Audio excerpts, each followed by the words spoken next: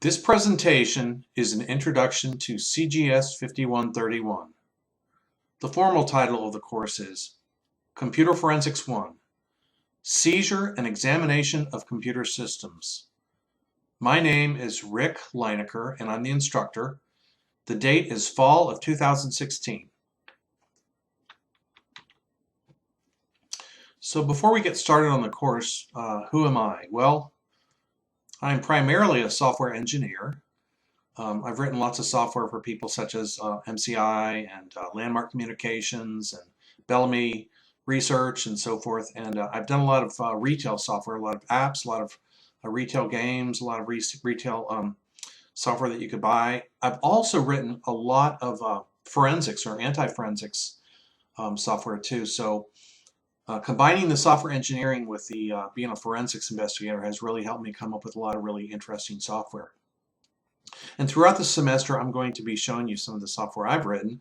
And also, now you don't have to program for this class, but some of you will be interested in programming.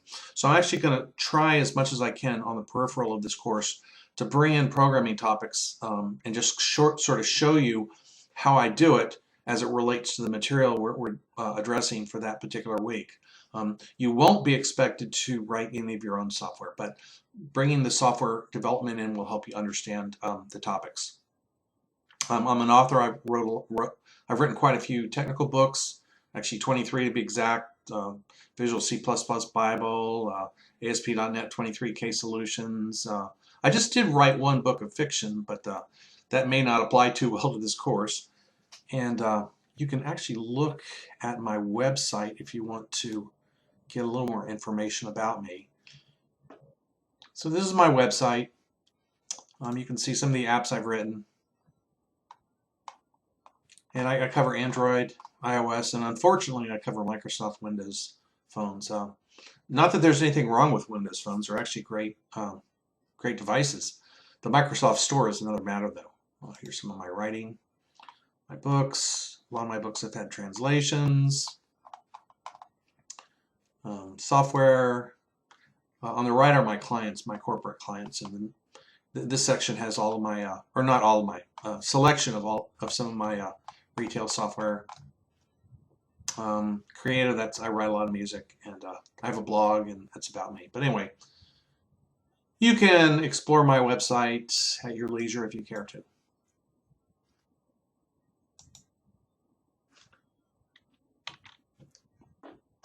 So what are the expectations for this course?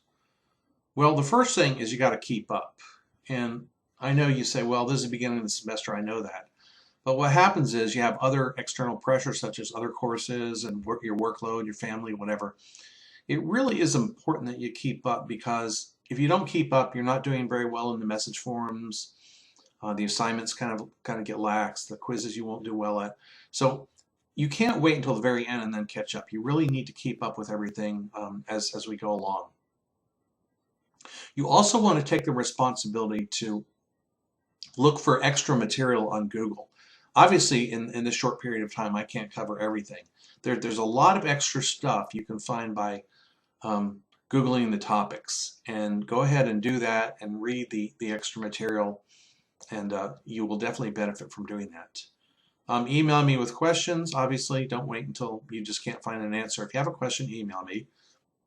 I do get a lot of emails, so give me 24 hours Monday through Thursday and 48 hours other times. And Thanksgiving holiday, you probably won't get an answer at all until I get back. So just kind of, I am human, and so give me those sliding windows. Okay, so how are you graded in this course? Well, there are 16 message forums, one for each week. Each forum will correspond to the topic of the week, topic du jour. And their introductions, so in the web course, there'll be an introduction to the message forum, and that will state what you should be talking about. So it'll tell you what you need to talk about and discuss. For each forum, you are required to make one primary post which summarizes your understanding of the topic. So I'm not going to be using a word counter, but just as students always want to know how much they have to write. So as a rule of thumb, shoot for about 150 words. Additionally, you're required to make 2 shorter posts in response to other posts. So for instance, if someone, makes a post and he says, yeah, this stuff is really stupid and I hate it and all, well, I would actually respond to that one and say, no, it's not. This is the best course in the entire world. So your responses, you need 2 of them. They should be, shoot for about 50 or 60 words. Each message form counts as 1% of your final grade. So each week will count for 1% of your final grade. Half of this grade is for your primary post. So if you do perfectly on your primary post, you get a half point. And if you do both of your 2 responses, you'll get another half point. So when you get to each message form, such as this, you'll see the sort of introduction to the forum. This is the introduction to digital forensics, which is interesting. It'll tell you what you need to discuss and kind of give you instructions. So for each message form, I'll make sure you know what you're supposed to be talking about. Okay, and these are just sort of guidelines. You can actually branch off and talk about other things if you think it's important. So here's one of the sample posts I picked out. And this person actually has a lot of experience in this field, and he not only talked about what the topic was, he sort of elaborated on sort of where you can experience this. But one of the interesting things is he talked about his own personal experience. Notice he says, I have a secret clearance and so forth. So I'm going to encourage you in the message forums to bring in your personal experience as well. It's always really important. Don't talk about what you had for dinner last night, but talk about your personal experience in the field, and that will actually help people sort of get an idea of your understanding and what you have to offer to the class as a whole. So we have quizzes in this class. They're not hard, they're not difficult. They're all online. Even if you're in the in-class section, in the O1 section, the quizzes are online. The quizzes are short. I just want to make sure you're keeping up and paying attention. Okay, so that's all they are. Usually there can be 4, 5, 6, 7, 8 questions. I mean, just really short. It'll take you 5 minutes to do them, and the questions won't be hard. I just have to make sure that you're keeping up. The drawback is you only have 1 chance to answer the questions. You know, a lot of these online courses will give you like 3 chances to answer the question. Well, since you can use your notes and you can do a Google search, I'm only going to give you 1 chance. So just kind of make that 1 chance work. So there are going to be 8 quizzes.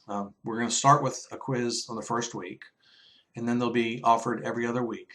So we'll have a quiz, an assignment, a quiz, assignment. So they're going to alternate. 1 week you'll have a quiz, starting with the first week. The next week you'll have an assignment that you turn in. Then the week after that you'll have a quiz. Then the weekend after that you'll have an assignment. Each quiz counts 5 points towards your final grade. So there are 8 of them. Times 5, that's 40 points. Most quiz questions are multiple choice or multiple answer. And I don't like true-false questions because they're so hard for students to get right a lot of times. But I may put on some true-false questions. And in rare cases, I might have a fill-in-the-blank. But I really don't like those just because they're so hard for the online grader to get right. So now let's talk about these comprehensive assignments. And you're going to have one on the 2nd week that'll be due, on the 4th week that'll be due, on the 6th week. So all your even weeks, you'll have a comprehensive assignment due. So you'll start with PowerPoint slides. Now, I do not want you to turn in PowerPoint slides. That's not what you're supposed to do. But that's where you're going to start with PowerPoint slides. Make sure you create the slides yourself, and please do not borrow slide material from other sources. Now, you're allowed to borrow material from other sources, but you have to cite everything that you borrow. It's okay for you to quote from places or lift pictures and stuff. As long as you cite it, you're within the bounds of a proper academic writing. The slides will be about whatever the current topic is. It might be the previous week's topic or the current week, either one. But I will make sure that I show you the topic you're supposed to be talking about when you look at the assignment. So it won't be random. You won't be guessing. You'll know exactly what you have to write about. So assignments should have approximately 20 slides, and your videos should last approximately 15 minutes. And here again, you're not going to turn in the slides. you're going to turn them into video. So once you have created your PowerPoint slides, you must then turn them into a narrated video. Now, I don't want you to just make a video. You've got to actually narrate it and talk as the slides are showing. You're watching exactly what I'm talking about right now. This particular video was made with PowerPoint, and I used Camtasia to create this video. It's recording me and going through and also recording the screen. Camtasia does have a trial version, but there's other software that's free. I think Microsoft Movie Maker does the same thing. I think Cam Studio does. So you don't have to use Camtasia. I just happen to like it quite a bit, and it's pretty easy to use. I have a bot version, but you can actually get a trial version if you want to. Finally, save the video to WMV. That's the format I'm asking you for. Although other formats work, I want to be consistent. We'll all just use WMV. And then you'll upload the videos to the web course, and then I can get them and grade them. And there's a good chance if your videos are fairly substantial and fairly good, I may actually share them with the other class members. Hopefully I'll be able to share them with the other class members. So how are your assignments graded? Well, each assignment is going to have its own rubric, and that'll be posted on the assignment page for that particular assignment. But there are some general statements about how they're graded that I can make right now. All of your slides must have a title page with the course CGS5131, your name, Joe Smith, the date, whatever. And I wouldn't put a particular date. I'd put like a month and a year. That way, it's not a precise date. Then you need the presentation title. The presentation must be up to professional standards. Don't have like a combination of orange and green or something garish like that. Your facts have to be accurate. You have to cite your sources, and other factors may weigh in and will be specified for each assignment. Okay. So there are 8 comprehensive assignments. Each one is worth 5.5 points towards the final course grade.